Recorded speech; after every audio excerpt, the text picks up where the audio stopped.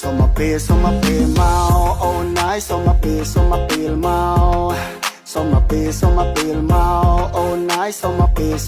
លមកដាក់ទៀនឲ្យបាយញ៉ាំមកពេលមកបងសូមចាក់សោញ៉ាំនៅក្នុងផ្ទះដាក់ទៀនឲ្យបាយញ៉ាំមួយពេលមកបងសូមចាក់សោញ៉ាំនៅក្នុងផ្ទះប្រនេះអើតក៏មកពីណាឆ្លេឆ្លាភ្លាវដូចជាចៅប្រនេះអើតក៏មកពីណាឆ្លេឆ្លាភ្លាវដូចជាចៅទៅតែនឹងជួបមិនតែស្គាល់ស្ដាប់តែចង់បានសោចូលក្នុងផ្ទះទៅតែបានជួបមិនតែស្គាល់ស្ដាប់តែចង់ញ៉ាំបាយនៅក្នុងផ្ទះ